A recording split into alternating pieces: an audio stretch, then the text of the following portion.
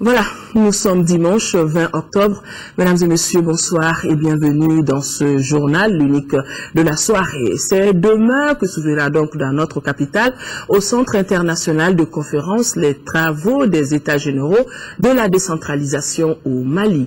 L'objectif de ces assises est d'approfondir des réflexions sur la gouvernance par le processus de décentralisation, et cela pour un développement équilibré du territoire et impulser la réforme de l'État.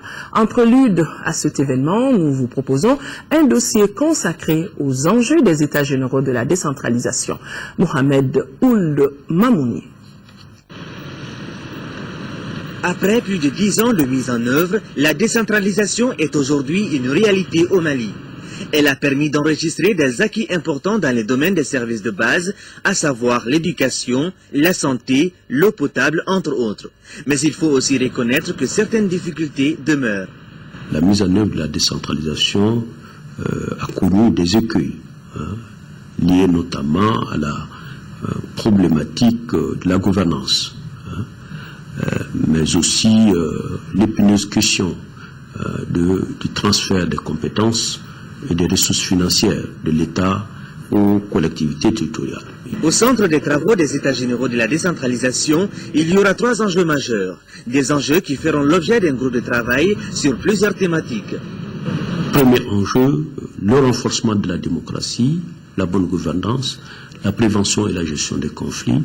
2, l'amélioration de la fourniture des services de base aux populations. Et 3, la promotion d'un développement économique régional et local.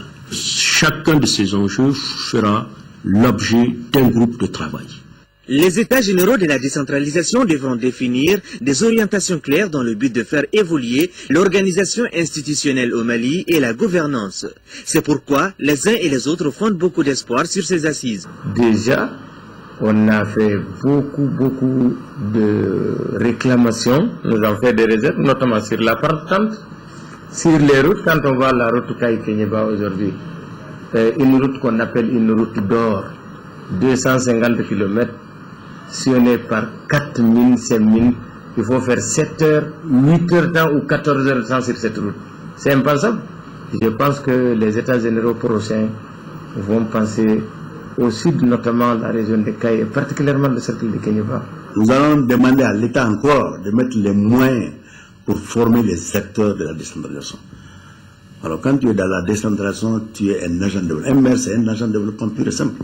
Mais si nous avons les technicités, nous acquérons les technicités par rapport à cette mission, et nous sera encore plus facile. Ce que le gouvernement attend de ces États généraux, c'est réellement de dégager des orientations sur lesquelles l'État s'engagera pour réaliser en fait l'approfondissement de la décentralisation et répondre durablement à la crise institutionnelle et sécuritaire que notre pays a traversée.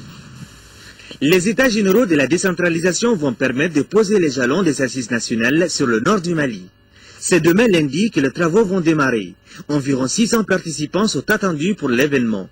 Plus de 220 millions de francs CFA seront investis pour l'organisation de ces assises qui vont durer 3 jours.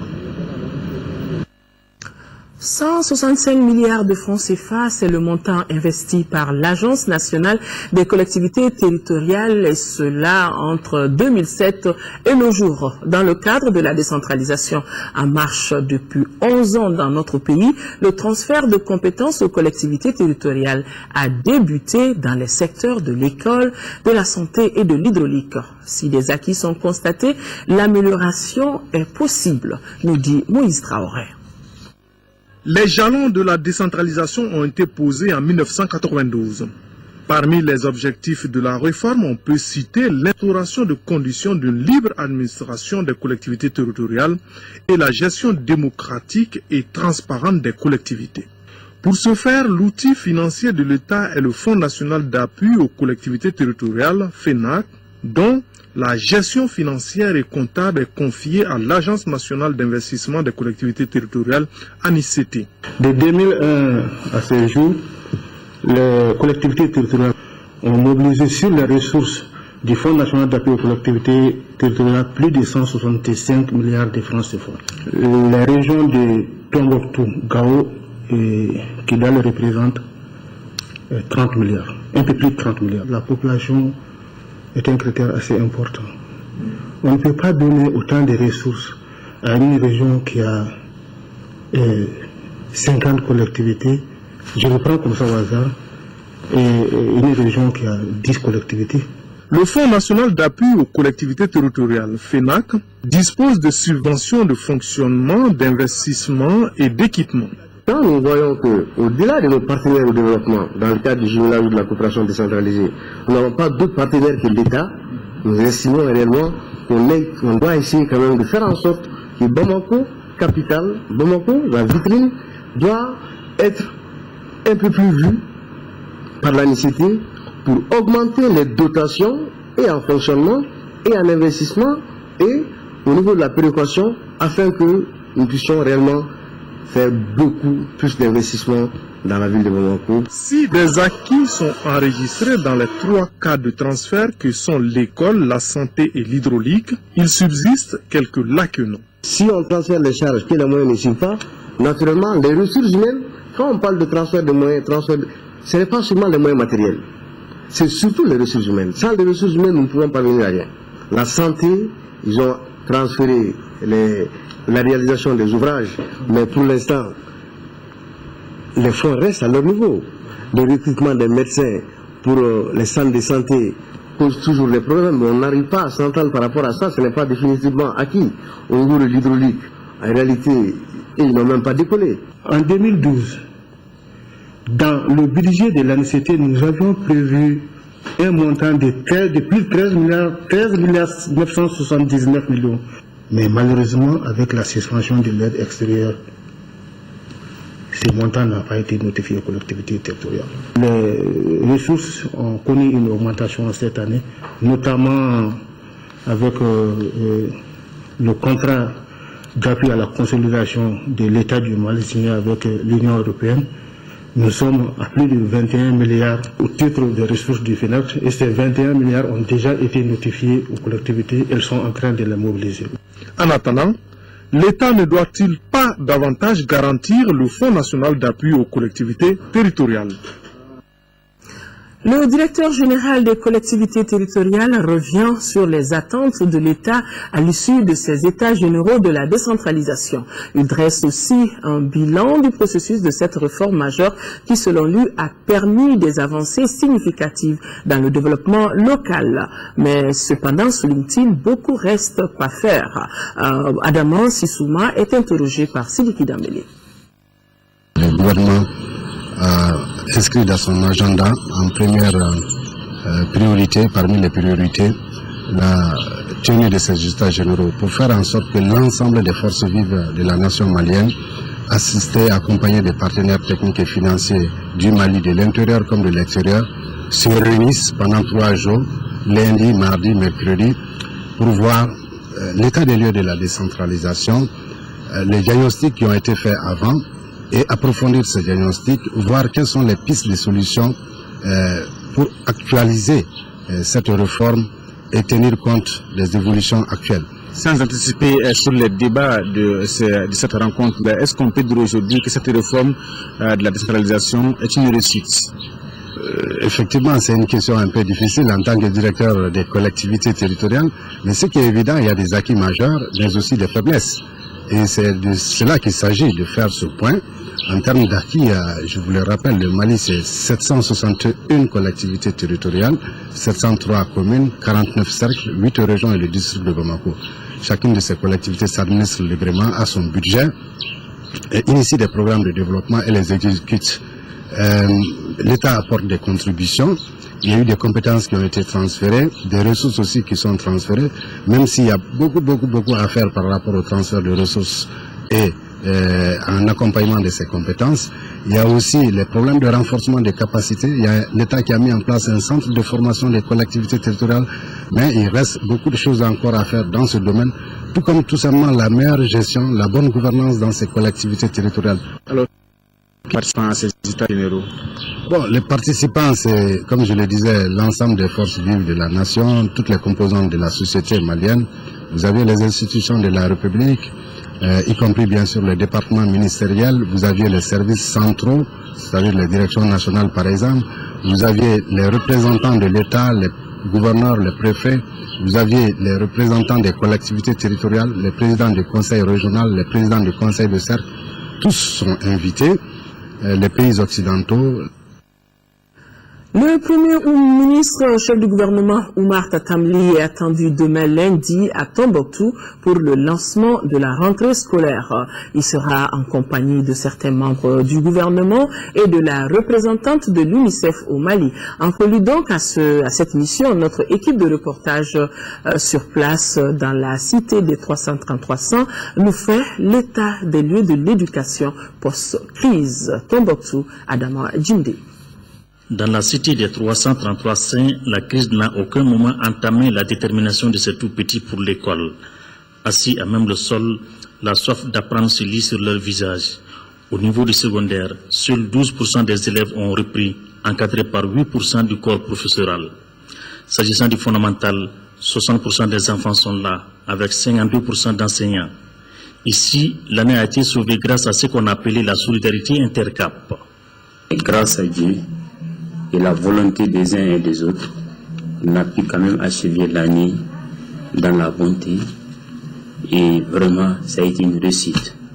Et grâce aussi à l'appui de nos collègues des autres CAP, tels que les enseignants du CAP de Duri, Gundam, Nyofinke, Rarous. Face à cette situation, les parents d'élèves attendent beaucoup des autorités. On attend des nouvelles autorités, plus d'écoles et plus d'efforts pour la perfection des apprenants et des élèves. En termes de fournitures scolaires, des tables, bancs, des cahiers et bics. Nous voulons aussi des cantines scolaires parce que grâce aux cantines, les élèves peuvent venir à l'heure à l'école. Dans tous les cas de figure, l'administration scolaire s'est déjà fixé une feuille de route pour le fonctionnement normal de l'école.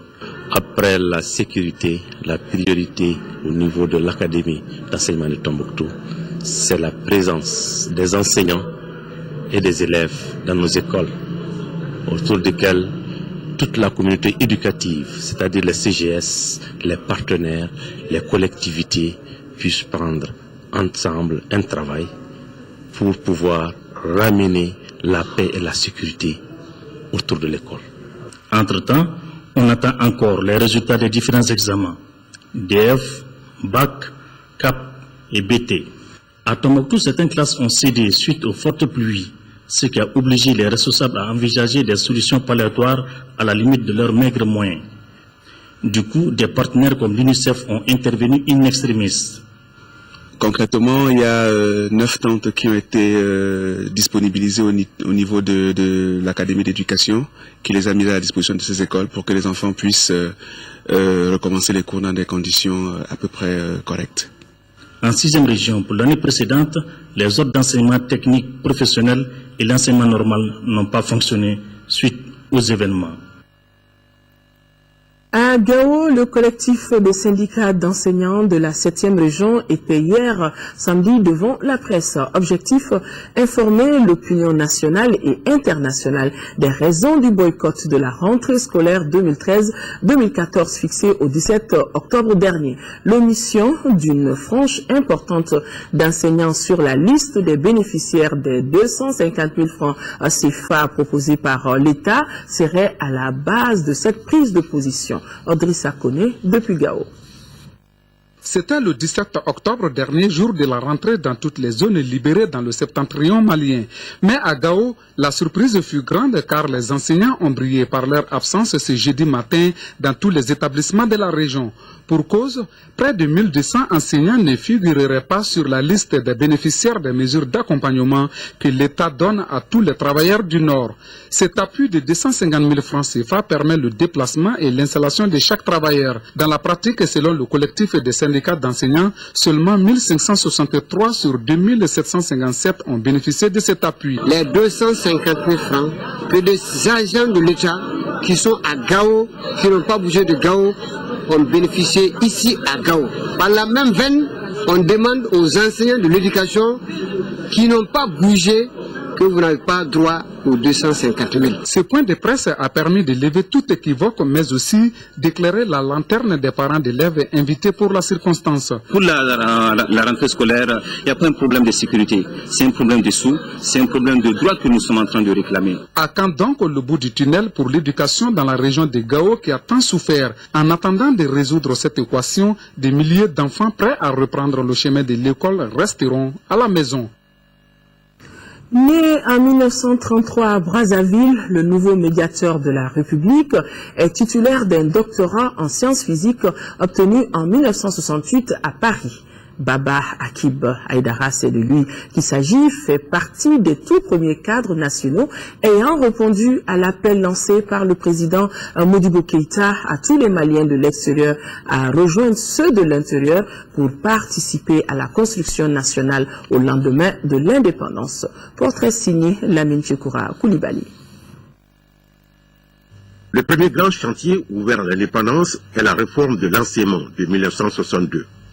Enseignant à l'époque au lycée Askia Mohamed, Baba Akib Aïdara contribue à sa conception et à sa mise en œuvre, puisqu'il sera le premier auteur malien de manuels scolaires en physique-chimie, manuels scolaires adaptés justement au programme issu de cette réforme. C'était un pas de franchi dans la décolonisation des esprits. Le premier manuel, c'est le cours d'électrostatique pour les classes terminales, sciences exactes, et à la sortie de ce premier cours, le ministre de l'Éducation de l'époque, qui était Ablaye Singaré, a informé le président Modibo Keïta que voilà, il y a un jeune professeur qui est là, qui écrit des livres sans rien demander, évidemment. Le président Modibo a été très touché et il m'a écrit une lettre pour dire sa satisfaction. Baba Akib Aïdara sera par la suite inspecteur, directeur de l'ancienne école des travaux publics, l'ETP, dont il assurera d'ailleurs la transformation en École nationale d'ingénieurs, ENI, puis directeur général de l'enseignement technique et professionnel et directeur général enfin des enseignements supérieurs et de la recherche scientifique.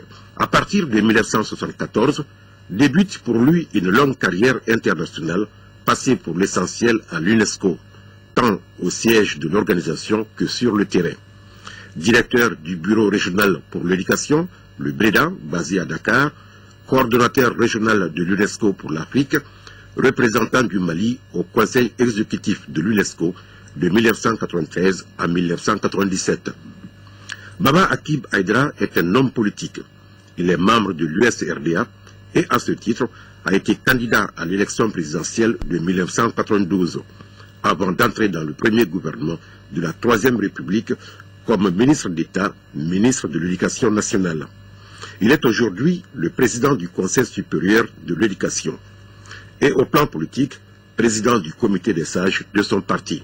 Le statut de médiateur est incompatible avec un certain nombre de fonctions, notamment des fonctions politiques ou des fonctions d'autre nature. Hein. Et je vais respecter scrupuleusement le statut, ce que disent le statut du médiateur de la République. Le bureau du médiateur de la République peut-il contribuer à la réconciliation nationale et comment?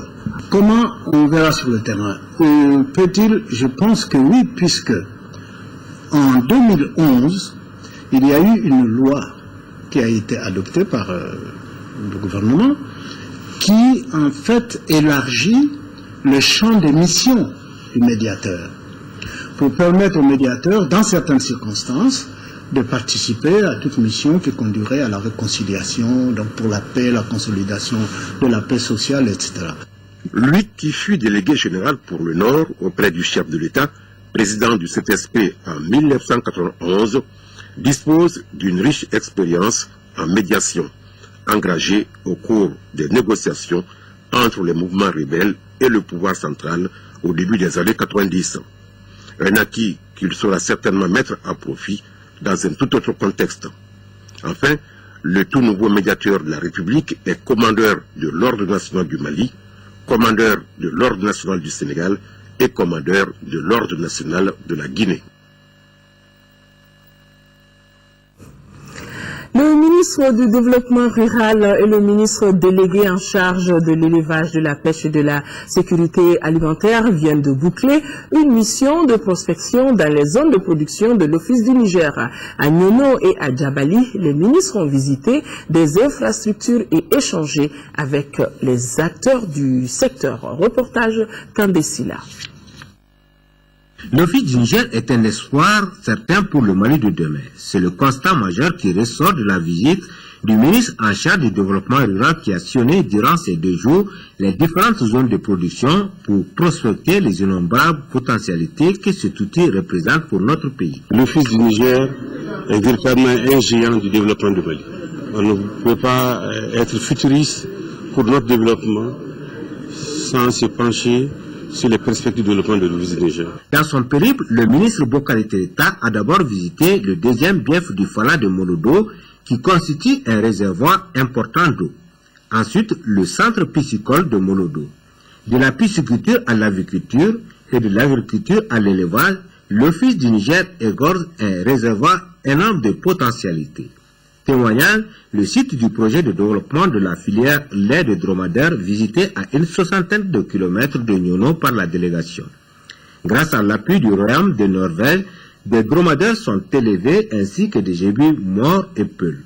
Dans la même localité, l'eau coule à flot sur 42 km. Ce drain collecteur réalisé au compte du 10e FED consiste à drainer les eaux usées des champs de production jusqu'au niveau de la mare de Kélesseri. Il y a énormément de plans d'eau à l'Office du Niger. Et tous ces plans d'eau se prêtent à la pisciculture. Et je pense qu'il est temps, et même grand temps, de déclarer au monde entier que oui, le Mali a atteint l'autosuffisance alimentaire du point de vue quantité, mais également du point de vue qualité. Aussi, le ministre du Développement rural a mis à profit cette mission pour rencontrer les producteurs, éleveurs et autres autorités afin de faire de la région de Ségou le pôle agroéconomique et industriel du Mali.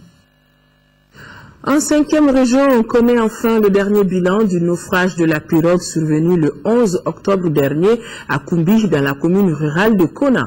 Le bilan est de 70 morts, 11 blessés légers, 210 rescapés et d'importants dégâts matériels. Par ailleurs, les opérations de recherche qui ont pris fin hier ont finalement abouti à la sortie de la pinasse qui était coincée sous les eaux. Yakuba Meiga.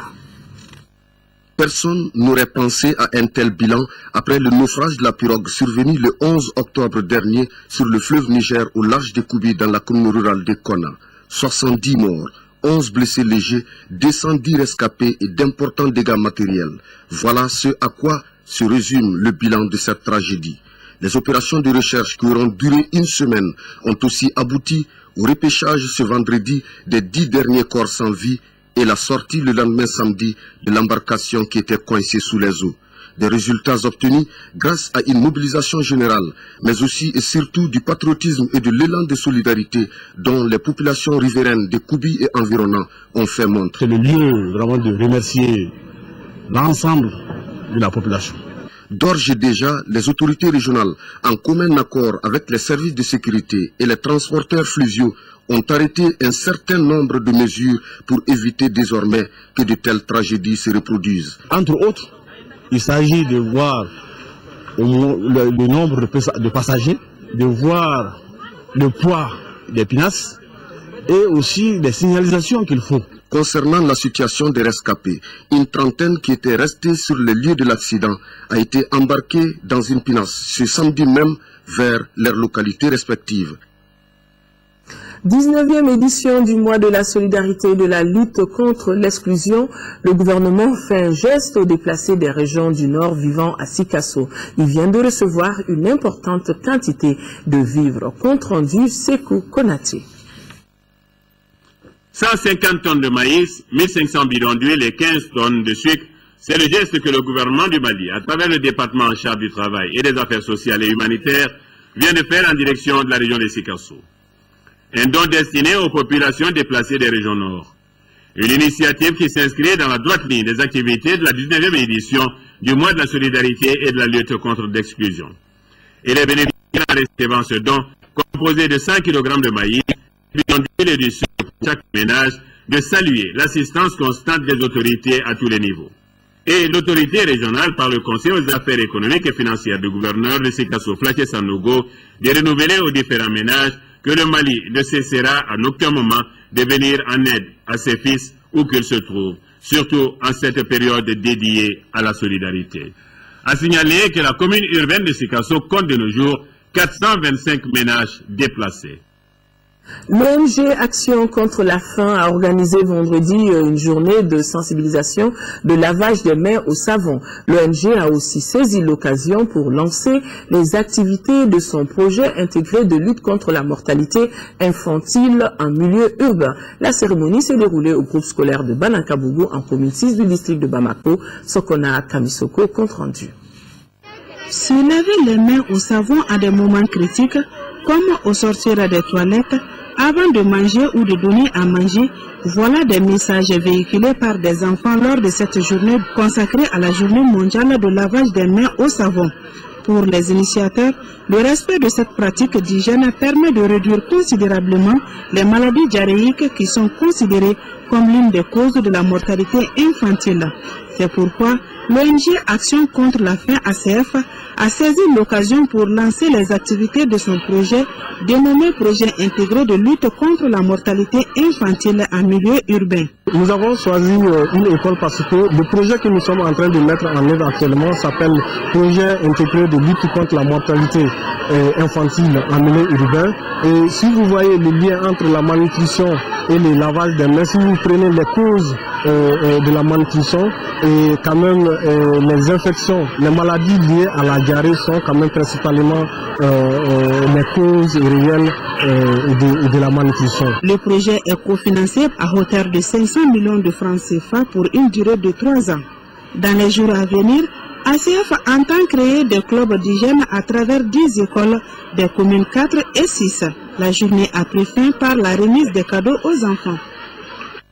Dans le cadre de la célébration de son 23e anniversaire, le Comité national d'initiative démocratique, CENID Association, a organisé une conférence débat. Le thème est le CENID Association face aux défis du changement au Mali, bilan et perspective.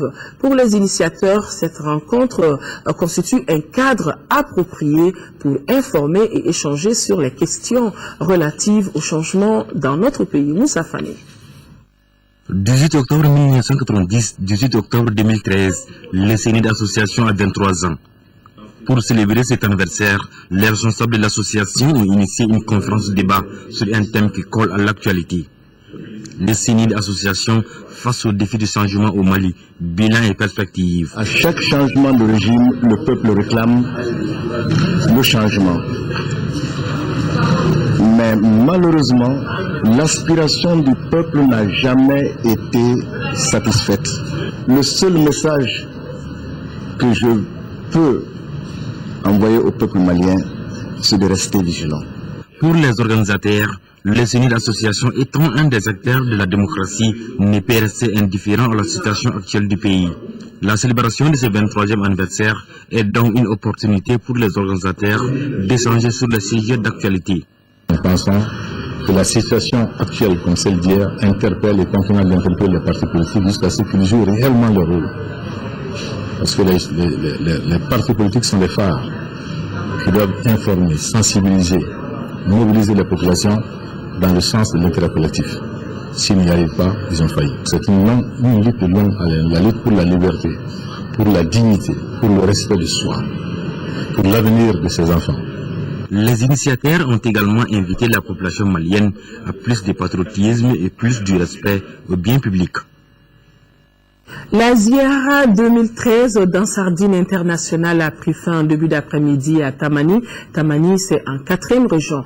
Pendant 3 jours, plus de 50 000 personnes ont convergé au rythme d'un vrai pèlerinage. Ils ont entre autres fait des prières pour implorer Allah le Tout-Puissant, des bénédictions pour la paix, organisé des séances de lecture du Saint-Coran. Le récit de nos envoyés spéciaux, Ibrahim Koromakan, Barakou Meya et Abdrahman Meya. La ville de Tamani, localité située à 230 km de Bamako, en 4e région, a vibré pendant 3 jours au rythme d'un vrai pèlerinage sur les lieux saints. Ces fidèles venus d'une dizaine de pays dont le nôtre ont entre autres procédé à des prêches et lectures du Saint-Coran avant de se recueillir sur la tombe des érudits de la religion. Parmi ces serviteurs d'Allah, il y a Madani Haïdara, père du guide spirituel dans Sardine internationale. Se recueillir sur la tombe adoucit le cœur, fait penser à la mort et nous amène à éviter les péchés. Pour la réussite de ce grand rendez-vous annuel, plusieurs dispositions ont été prises par la commission d'organisation. Chaque année, après la fête de Tabaski, 5 jours après, nous nous retrouvons pour se connaître sur le plan national, sur le plan international, un développement au sein de la religion musulmane. Moment de retrouvailles, de communion et d'imploration de Dieu et du prophète Mohammed, ce Ziara 2013 vise plusieurs objectifs, dont le premier est le renforcement de la cohésion entre les fidèles musulmans. L'événement est également mis à profit par les organisateurs pour inviter les participants à se battre pour promouvoir la paix et la stabilité, gage de tout développement. Chacun de nous, à sa responsabilité, sera interpellé le jour du jugement dernier. Et cela donc nous oblige à aller vers de tels actes afin que nous-mêmes, nos enfants, nos épouses se rendent compte que donc il y a des valeurs que nous devrions perpétuer. Malgré la grande mobilisation, cette rencontre 2013 dans Sardine internationale s'est déroulée sans incident majeur. Et les fidèles venus de tous les coins du monde se disent satisfaits d'accomplir ce rituel, comme en témoignent les nombreux intervenants qui ont tenu à saluer cette grande rencontre autour de l'islam et féliciter les initiateurs. Conservation et valorisation des techniques traditionnelles de teinture, cas du bogolan, bassilan et du gala. Ces teintures connaissent aujourd'hui une légère évolution tant sur le plan des techniques utilisées que sur l'exploitation des plantes teinturiales. Cependant, la valorisation de ces moyens décoratifs de nos accessoires vestimentaires révèle quelques insuffisances. Le grand format de ce soir se penche sur ces héritages culturels. Une réalisation de Chekoumar Sangaré. Parmi les produits de l'artisanat qui font la fierté de notre pays, on peut sans se tromper citer le borolan, une des techniques traditionnelles de teinture le mieux connue. Son origine est difficile à définir avec précision. Cependant, en décomposant le mot borolan, on a boro qui veut dire l'argile et lan qui veut dire l'effet. Alors, le borolan, c'est l'effet de la terre sur le tissu. Il existe 3 techniques traditionnelles de teinture qui sont le bassilan fini, le borolan fini et le gala fini. Le bassilan fini, c'est juste un tissu qui est teint à partir des écorces ou des feuilles de plantes teinturiales. Et généralement, on a 2 séries de couleurs, les couleurs ocre jaune et les couleurs ocre rouge.